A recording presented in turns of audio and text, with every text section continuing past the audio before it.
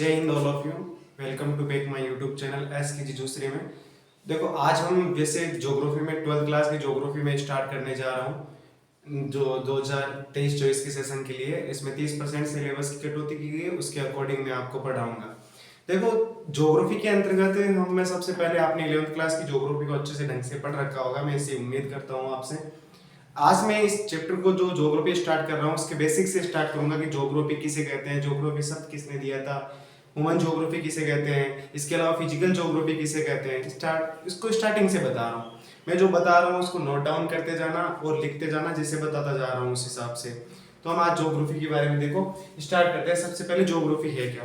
देखो भूगोल की बात करें, भूगोल एक अच्छी सब्जेक्ट है मेरे हिसाब से। जहां तक आपको लगे इसे जितना आप ज्यादा समझ सकते हो ना उतना ही अच्छा रहता है। तो भूगोल के बारे में आपको मैं बता देता हूँ। इस तरफ देखना आप। देखो भूगोल इंग्लिश में इसे ज्योग्राफी कहा जाता है। ये देखो भूगोल शब्द के बारे में बातचीत करेंगे कि भूगोल शब्द की उत्पत्ति कैसे हुई थी। तो देखो भूगोल या ज्योग्राफी शब्द का शाब्दिक अर्थ क्या होता है। पृथ्वी गोल है, पृथ्वी गोल है। भूगोल शब्द का शाब्दिक अर्थ ये होता है। तो आपको साथ साथ लिख ही लेना है कि भू यानी पृथ्वी, गोल यानी पृथ्वी क्या है, गोल है। अगली बात करते हैं ज्योग्राफी।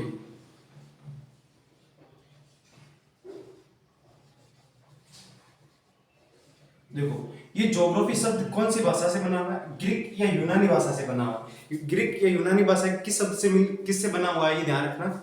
ये बना हुआ है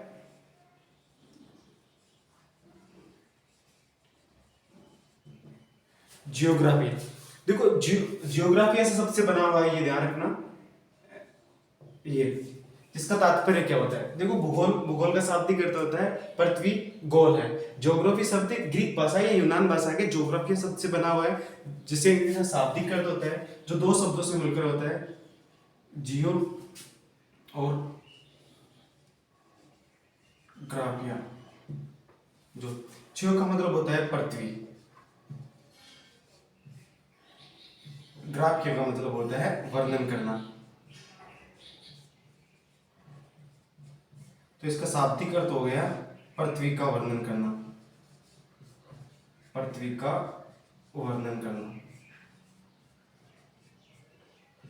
तो आपको एक बात याद रखना, भूगोल के अंतर्गत किसका अध्ययन किया जाता है, पृथ्वी का अध्ययन किया जाता है। पृथ्वी पर घटित होने वाली जितने भी है, जैसे आपने पढ़ा होगा पृथ्वी में जो परिमंडल होते हैं, भूगोल की बात करें तो उसमें आपको बताया जीवमंडल होता है, इसके अलावा स्थल मंडल होता है, वायुमंडल होता है और जलमंडल होता है। जो फिजिकल ज्योग्राफी में इस परिमंडल में यानी इस पृथ्वी के भूदृश्य में हमें जो कुछ भी दिखाई दिया जा रहा है, या उसमें प्रकृति या हम कह सकते हैं भौतिक और मानवीय जितनी भी गतिविधियां उनको हम साथ करते हैं इसमें, तो वही क्या कहलाती है, भूगोल कहलाती है। देखो पृथ्वी का वर्णन करना, देखो वापस देखना, भूगोल पृथ्वी गोल है, शाब्दिक अर्थ होता है। ज्योग्राफी ग्रीक भाषा के ज्योग्राफी से बना हुआ है, यूनान या ग्रीक भाषा से, जियो प्लस ग्राफिया यानी पृथ्वी, मतलब वर्णन करना, पृथ्वी का वर्णन करना। तो भूगोल किसे कहते हैं, तो ये आप ना स्टार्टिंग में आपको ये सारी चीजें है ना आपको लिखनी है। अब हम बात करते हैं कि भूगोल कहते किसे हैं। देखो भूगोल किसे कहते हैं, मानव के निवास के, भूगोल में मानव के निवास स्थान के रूप में पृथ्वी का वर्णन करना ही क्या कहलाता है, भूगोल कहलाता है।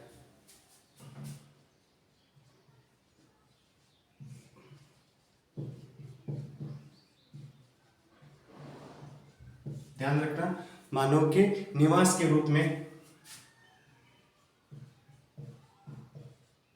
मानव के निवास के रूप में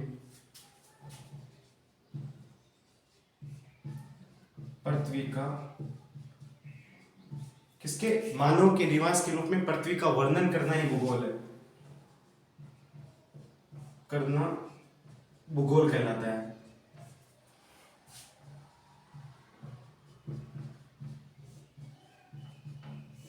मानव के निवास के रूप में पृथ्वी का वर्णन करना क्या कहलाता है, भूगोल। यानी इस पृथ्वी पर, पृथ्वी के धरातल या सरफेस पर मानव क्या करता है, निवास करता है, और उसके वर्णन को ही क्या कहलाता है, क्या कहलाती है, भूगोल कहलाता है। देखो भूगोल, हम भूगोल की बात करें तो भूगोल शब्द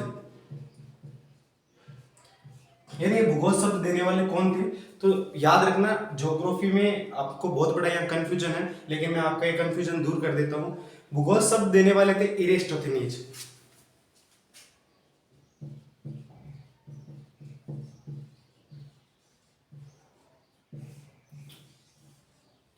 भूगोल शब्द देने वाले कौन थे? इरेस्टोथेनीज थे। उन्होंने ही सबसे पहले भूगोल शब्द दिया था, ये ध्यान रखना। आपको विशेष तौर पर ध्यान रखना, भूगोल शब्द किसने दिया था? इरेस्टोथेनीज ने दिया था, ये याद रखना। देखो ये रहने वाले कहाँ के थे? यूनान के थे, ध्यान रखना। तो ये इसके बाद में हम बात करते हैं भूगोल के जनक। भूगोल के जनक हिकेटियस को कहा जाता है, ध्यान रखना।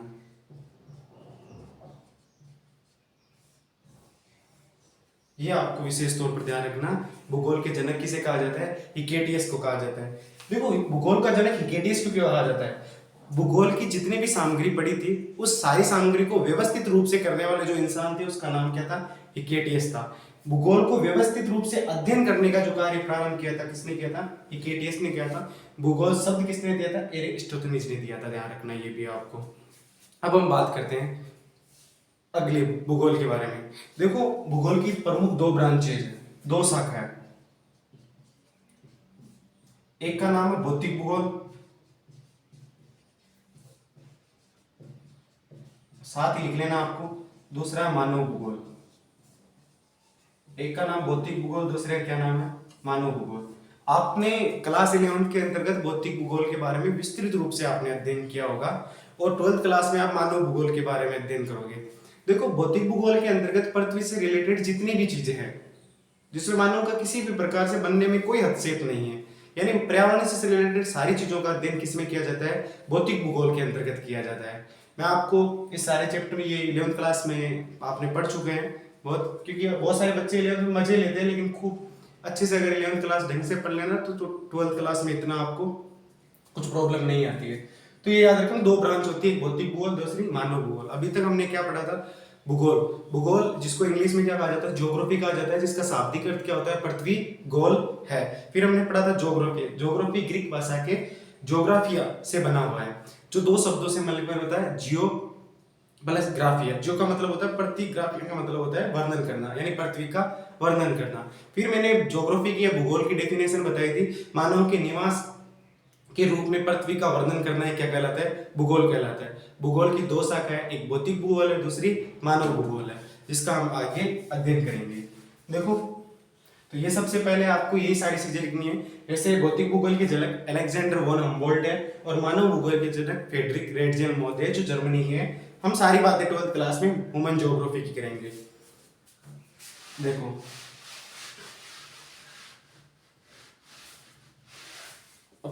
आगे की, अब आज से हम स्टार्ट करें भूगोल।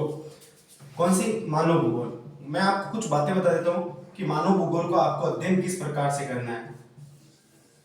मानव भूगोल का अध्ययन आप किस प्रकार से करोगे? मैं हो सके तो स्टार्टिंग से चैप्टर स्टार्ट ही कर देता कि मानव भूगोल की प्रकृति और विषय चैप्टर ये है, और इसको शुरुआत कर दिया, लेकिन नहीं, ऐसा कुछ नहीं है।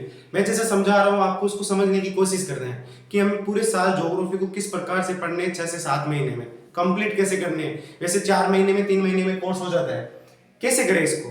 तो आपको ना पहले समझना है कि मानव भूगोल कहते किसे हैं। देखो मानव भूगोल की हम बात करें, समझना, मानव भूगोल किसे कहते हैं? हम या मानव और इसी प्रकृति या पृथ्वी के, या मैं कह सकता हूं धरातल पर जो भी चीजें, उनके बीच के संबंध को ना क्या कहा जाता है? मानव भूगोल। जैसे मैं आपको बताऊं कि हम मनुष्य हैं, हम मनुष्य पृथ्वी पर या धरातल पर जो कुछ भी है, पेड़, पर्वत, पठार, मैदान, उसमें किसी न किसी प्रकार से हम क्या करते हैं? क्रिया करते हैं, और क्रिया करके उसमें हम कुछ ना कुछ परिवर्तन करते हैं, वही मानव भूगोल है। जैसे मैं बताऊं आपको, देखो हम अध्ययन इसमें कैसे करते हैं। जैसे देखो हम इसमें अध्ययन करेंगे जनसंख्या का। मानव है तो एक चैप्टर आएगा खुद का, कौन सा? जनसंख्या। जनसंख्या का अध्ययन करेंगे। जनसंख्या अपना क्या करेगी? विकास करेगी। तो एक चैप्टर इसमें क्या आएगा? मानव विकास कर। इसके बाद क्या करेंगे? मानव अपना विकास कर रहा है, जनसंख्या है, तो मानव विकास किस प्रकार से कर रहा है? तो पहली बात तो मानव रहेगा कहां? जहां रहेगा उनको हम बस्ती कहते हैं। क्या कहते हैं? तो इसमें एक चैप्टर क्या पढ़ेंगे हम? बस्तियां पढ़ेंगे। जनसंख्या होगी, मानव विकास कर रहा है, बस्तियां। मानव अपना विकास किससे कर रहा है? तो 3 सेक्टर आते हैं। एक आता है प्राथमिक क्रियाकलाप, प्राथमिक क्रियाकलाप। प्राथमिक क्रियाकलाप क्या होता है? प्रकृति से जो प्रकृति में प्रदत्त जो भी चीजें हैं जिसको हम प्रत्यक्ष रूप से उपयोग करते हैं, जैसे कृषि करना हो गया, खनन करना हो गया, मत्स्य पालन हो गया, इसके अलावा लकड़ी काटना हो गया, आखेट करना हो गया, भोजन संग्रहण करना हो गया, ये सारे कौन से क्रियाकलाप में आते हैं? प्राथमिक क्रियाकलाप में। अब इसके अलावा और मानव क्या करेगा? उद्योगों का, उद्योगों में काम करेगा, यानी वो कौन से सेक्टर की? द्वितीय क्रियाकलाप की बात करेगा। इसके अलावा मानव कौन से क्रियाकलाप में करेगा? तृतीय क्रियाकलाप में काम करेगा। मानव अपना विकास करने के लिए कार्य करेगा तृतीय क्रियाकलाप, जिसमें परिवहन, संचार, इसके अलावा बीमा, बैंकिंग, बहुत सारे क्षेत्र है। तृतीय सेक्टर भी अपने आप में दो भागों में डिवाइड है। देखो तृतीय सेक्टर, इसके अलावा मानव क्या करता है? हमने अभी बात की, वैसे मानव क्या करेगा? कृषि करेगा। मानव को किसकी आवश्यकता पड़ेगी? परिवहन की आवश्यकता पड़ेगी। मानव को किसकी आवश्यकता पड़ेगी? संचार की आवश्यकता पड़ेगी। मानव को किसकी आवश्यकता पड़ेगी? खनिज की आवश्यकता पड़ेगी। मानव को और किसकी आवश्यकता पड़ेगी? उद्योग की आवश्यकता पड़ेगी। इसके अलावा मानव, इन सबसे मिलकर मानव क्या करेगा? पर्यावरण को प्रदूषित करेगा।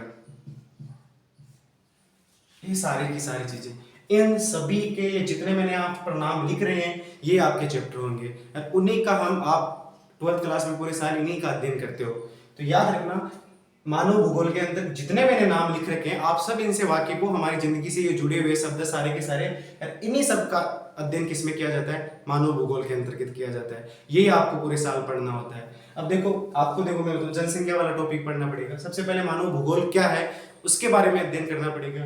फिर जनसंख्या, मानव विकास, बस्ती, प्राथमिक क्रियाकलाप, द्वितीय क्रियाकलाप, तृतीय क्रियाकलाप। तृतीय क्रियाकलाप में चतुर्थ और पंचम क्रियाकलाप पढ़ते हो, परिवहन, संचार पढ़ते हो, खनिज पढ़ते हो, उद्योग पढ़ते हो, यानी सारी चीजें आपको पढ़नी पड़ेगी इसके अंतर्गत।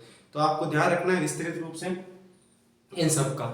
अब हम बात करते हैं ह्यूमन ज्योग्राफी की या मानव भूगोल की।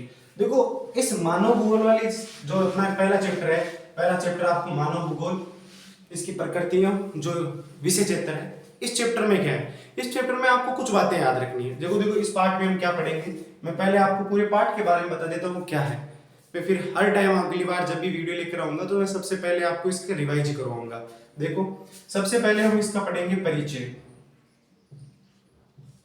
सबसे पहले क्या पढ़ेंगे? इस चैप्टर का परिचय पढ़ेंगे। परिचय पढ़ने के बाद में इसके घटक पढ़ेंगे, मानव भूगोल की शाखाएं पढ़ेंगे, यानी ब्रांचेज। ध्यान रखना सब ब्रांचेज भी पढ़ेंगे, ब्रांचेज भी पढ़ेंगे। इसके अलावा इसमें कुछ परिभाषाएं भी दे रखी है, वो देखेंगे। इसके अलावा कुछ संकल्पनाएं हैं, यानी विचारधारा पढ़ेंगे 3। कौन कौन सी विचारधारा? जिसे निश्चयवाद हो गया, संभववाद हो गया, नवनिश्चयवाद हो गया, ये सारी चीजें पढ़ेंगे। इसके अलावा इसकी प्रकृति पढ़ेंगे हम, प्रकृति और विषय क्षेत्र पढ़ेंगे। इसके अलावा इसके क्षेत्र और उपक्षेत्र पढ़ेंगे। उपक्षेत्र देखो मैं यहाँ पढ़ाऊंगा आपको, उसके बाद घर जाके आपको पढ़ने की आवश्यकता नहीं पड़ेगी मेरे हिसाब से। जहां तक मुझे पता है आज तक मैंने 6 साल से मैं ज्योग्राफी पढ़ा रहा हूँ, 5-6 साल से, तो अलग अलग जगह जैसे पढ़ा रहा हूँ, तो हर बार बच्चे के 90 से अबव बहुत सारे बच्चों के आते हैं, 99 तक चले गए हैं।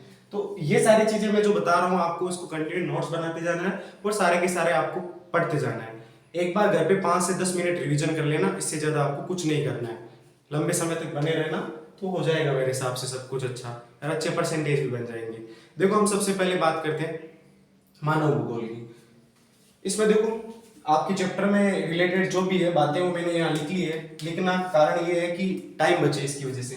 देखो भूगोल एक अध्ययन क्षेत्र के रूप में समाकलनात्मक, आनुभाविक और व्यवहारिक है। इसका तात्पर्य क्या होता है? देखो समाकलन क्या होता है, किसी क्षेत्र विशेष के बारे में हम बहुत सारी चीजों को जानते हैं, ठीक है, तो उसके बारे में सारी जितनी जानते हैं ना, तो वो सारे इंटीग्रेटेड कर रहा हूँ, यानी सभी चीजों को एक लेकर समग्रता की बात कर रहा हूँ। इंग्लिश में इंटीग्रेटेड कहते हैं, तो उनकी बात करें। फिर अनुभविक, अनुभविक का मतलब होता है स्वयं द्वारा किया गया अनुभव। अब मैंने किसी चीज का क्या कर लिया? अनुभव कर लिया। अनुभव करके इसको मैं क्या लेके आ रहा हूँ? व्यवहार में लेके आ रहा हूँ। इस बात को समझने की कोशिश करना आप। कैसे? जैसे मैं बताऊं आपको, मैं जैसे एक चीज का विशेष तौर पर नोटिस करना है यहाँ पर। जैसे मैं कोई काम कर रहा हूँ, काम करने के बाद जैसे मैं पढ़ा रहा हूँ, मुझे बहुत लंबा इसका क्या हो गया, अनुभव हो गया। अब अनुभव होने के बाद मैं इसको क्या करूंगा, अपने व्यवहार में लेकर आऊंगा, व्यवहार में लेकर आऊंगा।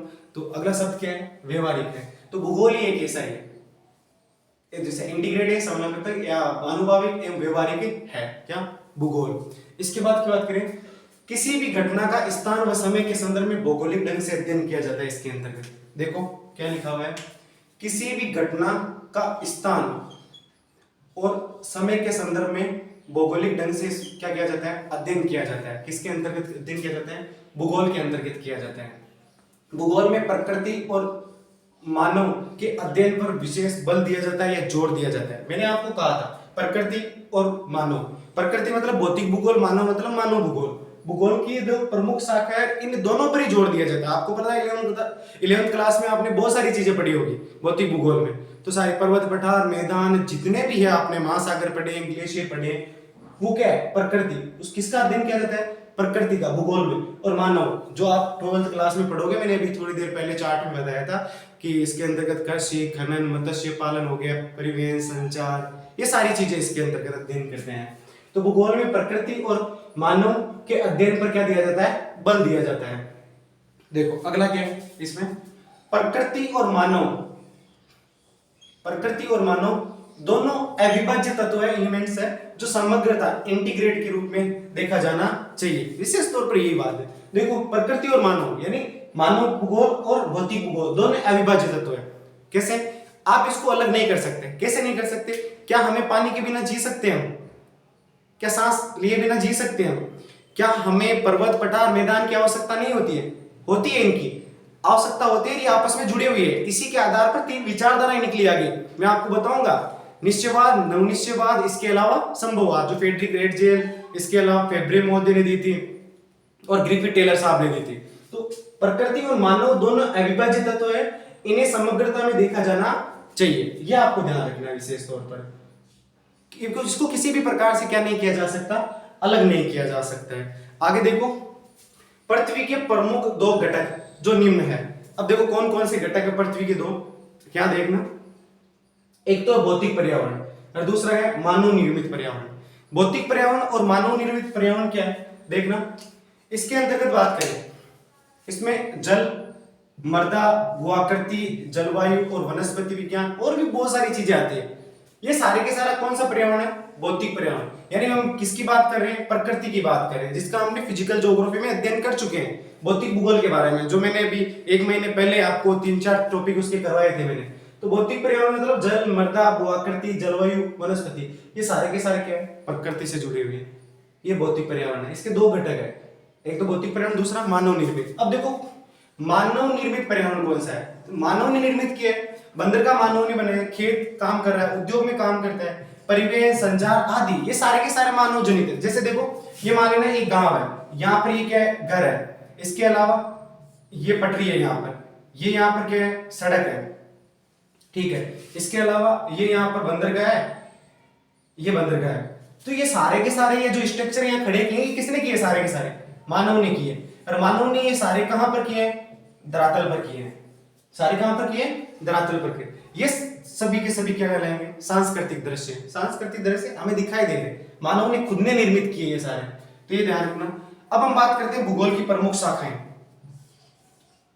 ध्यान रखना, भूगोल की प्रमुख शाखाएं। हमने भूगोल की बात कर ली थी, भूगोल किसे कहा जाता है, भूगोल के घटक कितने होते हैं, 2, उनकी बात कर ली थी, भौतिक पर्यावरण और मानव निर्मित पर्यावरण। आपको पता है इसके अलावा भौतिक पर्यावरण नहीं है, ये किसे इंटीग्रेटेड हो रखा है, भूशास्त्र, इसके भौतिक भूगोल, इसके अलावा भूविज्ञान, मौसम विज्ञान, इसके अलावा जलवायु विज्ञान आदि से ये जुड़ा हुआ है। आगे देखो भूगोल की प्रमुख शाखाएं। प्रमुख शाखाएं आपको नाम 2 याद रखने, एक का नाम क्या है, भौतिक भूगोल, दूसरे का नाम क्या है, मानव भूगोल। मैंने भौतिक भूगोल आपको पता है 11वीं क्लास में पढ़ चुके हैं। भौतिक भूगोल के जनक अलेक्जेंडर वोन हमबोल्ट महोदय हैं। इसके अलावा मानव भूगोल, देखो मानव भूगोल की बात करें, यहाँ भौतिक भूगोल तो 11वीं क्लास पढ़ चुके हैं, 12वीं क्लास में सारे मानव भूगोल ही पढ़ने हैं। देखो भौतिक भूगोल किसे कहते हैं, पहले ये देख लेते हैं। इसमें पृथ्वी के भौतिक स्वरूप का अध्ययन किया जाता है। इसमें पृथ्वी के भौतिक स्वरूप का क्या किया जाता है, अध्ययन। ये मान लो क्या अपनी पृथ्वी, ये पृथ्वी पर क्या है, पर्वत है, ये पृथ्वी पर क्या है, पठार है, ये पठार है पृथ्वी पर, ये पृथ्वी पर क्या है, मैदान है। मैं कहना चाहता हूँ ये पृथ्वी पर है पर्वत, ये पृथ्वी पर पठार, ये पृथ्वी पर मैदान। अब बताओ पर्वत, पठार और मैदान जो द्वितीय श्रेणी के उच्चावच है उनका हमने अध्ययन आपको पता है भौतिक भूगोल में किया है। महाद्वीप एवं महासागर प्रथम श्रेणी के उच्चावच है, उनका अध्ययन हमने किसमें किया है, भौतिक भूगोल में किया है। तो इसमें साफ लिखा हुआ है परिभाषा में कि पृथ्वी के भौतिक स्वरूप का अध्ययन इसमें किया जाता है, किसमें, भौतिक भूगोल के अंतर्गत। ये पृथ्वी के कौन से स्वरूप है, भौतिक स्वरूप है, प्रकृति निर्मित। अब देखो अगला है मानव भूगोल। मानव भूगोल की बात करते हैं। देखो अब आपको हेडिंग लगाएं, ये मानव भूगोल, और मानव भूगोल लिखे इसमें है कुछ, मैं आपको बातें बताता हूं। सबसे पहले आपको याद रखना है मानव भूगोल के जनक की बात करें तो जनक याद रखना फ्रेडरिक रेडजेल है। रेडजेल भी लिखा होता है, रेडजेल भी लिखा होता है, फ्रेडरिक रेडजेल है ये। और लिखना ये कहां के निवासी, याद रखना ये जर्मनी के हैं। याद रखना इन्होंने एक संकल्पना विचारधारा प्रस्तुत की थी जिसको निश्चयवाद कहते हैं। हम निश्चयवाद पढ़ेंगे उस समय आपको इसमें लिखा दूंगा। इनकी पुस्तक का नाम याद रखना। वैसे आपकी किताब में शायद पुस्तक नहीं दे रखी है तो आपको ध्यान रखने का, लेकिन फिर भी मैं बता देता हूं, एंथ्रोपोज्योग्राफी में, एंथ्रोपोज्योग्राफी, एंथ्रोपोज्योग्राफी इनकी पुस्तक है, जर्मनी के निवासी है, नाम क्या इनका फ्रेडरिक रेडजेल, जो क्या है मानव भूगोल के जनक कहलाते हैं, ध्यान रखना आधुनिक मानव भूगोल के जनक है। अब हम बात करते हैं यहाँ पर किसकी, इस मानव भूगोल चैप्टर के, यानी आपके 12th क्लास का है, इसके बारे में। देखो मानव भूगोल के विकास की बात करें तो मानव भूगोल का विकास सबसे पहले कौन सी सदी में हुआ था, मानव भूगोल का विकास 18वीं सदी में हुआ था, फ्रांस और जर्मनी में। ध्यान रखना कहां पर, फ्रांस और जर्मनी में कौन सी सदी में हुआ था, 18वीं सदी में। किसका, मानव भूगोल का। अब देखो ये हम सारी बात कर चुके हैं इसके बारे में। अब हम बात करते हैं मानव भूगोल की परिभाषा की। मानव भूगोल किसे कहते हैं, देखना इसमें भौतिक पर्यावरण और मानव निर्मित पर्यावरण के बीच संबंधों का अध्ययन किया जाता है। ये परिभाषा आप याद रख सकते हो, ये यूनिवर्सल है, ध्यान रखना। भौतिक पर्यावरण और मानव निर्मित पर्यावरण के बीच संबंधों का क्या है, अध्ययन है। जैसे मैंने कहा अभी थोड़ी देर पहले कहा कि हमने बहुत सारी चीजों का क्या, जैसे प्रकृति से प्रदत्त बहुत सारी चीजें हैं उनका हम क्या करते हैं, उपयोग करते हैं। उपयोग करके क्या करते हैं, हमारा क्या करते हैं, खुद का विकास करते हैं।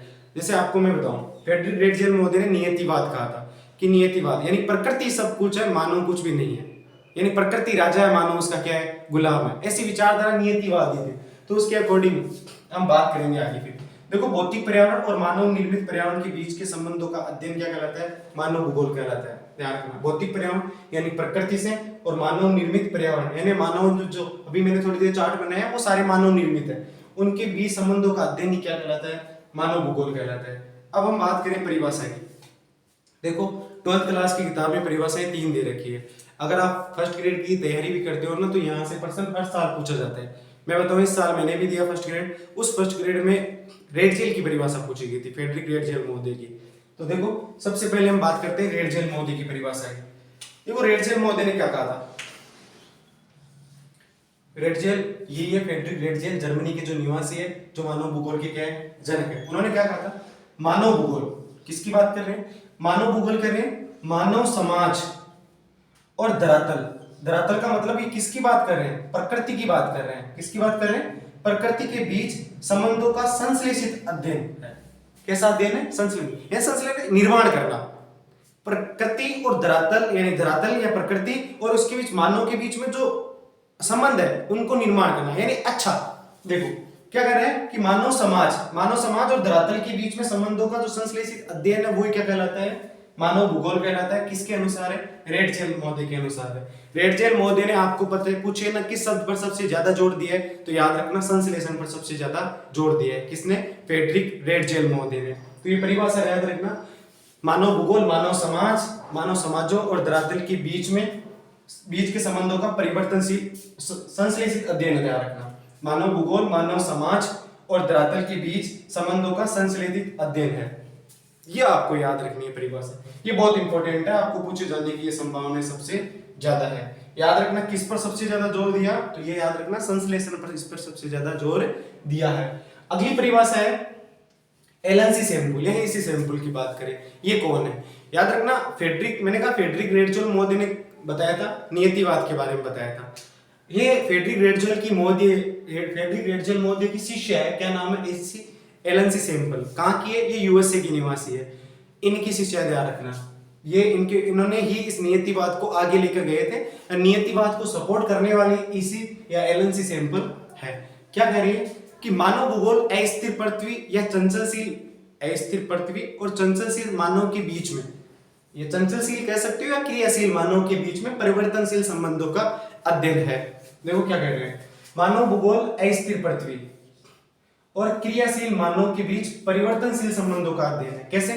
देखो मानव है, मानव इस पृथ्वी पर बहुत सारे परिवर्तन कर रहा है। जैसे मानव ने बहुत सारी बड़ी बड़ी क्या बना दी, बिल्डिंग बना दी। ये पृथ्वी अपनी अस्थिर पृथ्वी जो है, इस अस्थिर पृथ्वी या स्थिर पृथ्वी, इसके ऊपर मानव ने बहुत सारे परिवर्तन कर दिए। आज से 100 साल 200 साल पहले देखो, औद्योगिक क्रांति से पहले पृथ्वी की स्थिति, वर्तमान समय की पृथ्वी की स्थिति में देखो रात दिन का अंतर है। क्यों? क्योंकि मानव ने इसमें बहुत सारे परिवर्तन कर दिए। कैसे? जैसे बिल्डिंग का निर्माण कार्य कर दिए, बहुत सारे, आपको पता है बहुत सारी नई नई खोजें करके ट्रेनें चलने लगी, सड़कें बनने, एरोप्लेन चलने लगे हैं, पर्यावरण प्रदूषण बहुत ज्यादा होने लगे हैं, ग्लोबल वार्मिंग बहुत ज्यादा बढ़ने लगी। तो मानव ने क्या किया है? परिवर्तन किया है। तो इसी प्रकार इसी सैंपल ने क्या कहा था कि मानव भूगोल अस्थिर पृथ्वी और क्रियाशील, मानव एक्टिव है, बहुत ज्यादा चंचलशील है। मानव किस पर? पृथ्वी पर बहुत सारा प्रकार के क्या करते हैं, अलग अलग प्रकार का निर्माण। जैसे मैं बताऊं, अभी आपकी जमीन खाली है, वहां पर आपके पापा या कुछ कोई सोच रहा है कि मकान बना लूं, क्या उन्होंने मकान बना के उसमें परिवर्तन किया या नहीं किया? कुछ चेंजेस आए हैं वहां पर उस जगह पर। तो क्रियाशील मानव के बीच परिवर्तनशील संबंधों का अध्ययन क्या कहलाता है? मानव भूगोल कहलाता है। इस पर किसको ज्यादा? संबंधों की गत्यात्मकता पर जोर दिया है। गत्यात्मकता का मतलब क्या होता है? गतिशीलता। क्या होता है? संबंधों की गतिशीलता। अब देखो मानव गतिशील है यहाँ पर, किस पर? अस्थिर पृथ्वी, यानी पृथ्वी यानी प्रकृति में कुछ चेंजेस कर रहा है मानव। देखो अगली परिभाषा है विडिला ब्लांस मोती, ये कहां के? फ्रांस की निवासी है। कहां के? जिन्होंने संभववाद विचारधारा दी थी, ये संभववाद के बारे में उन्होंने बताया था। ये इनका क्या कहना है कि हमारी पृथ्वी को नियंत्रित करने वाले भौतिक नियमों, हमारी पृथ्वी को नियंत्रित करने वाले भौतिक नियमों तथा इस पर रहने वाले जीवों के मध्य संबंधों के अधिक संश्लेषित ज्ञान से उत्पन्न संकल्पना है। वापस देखना, हमारी पृथ्वी को नियंत्रित करने वाले भौतिक नियम, खूब सारे भौतिक नियम है पृथ्वी को नियंत्रित करने वाले, तथा इस पर रहने वाले जीवों के मध्य के संबंध, इस पर रहने वाले जीवों के मध्य के संबंध के अधिक संश्लेषित ज्ञान से उत्पन्न संकल्पना है। ये कौन सी?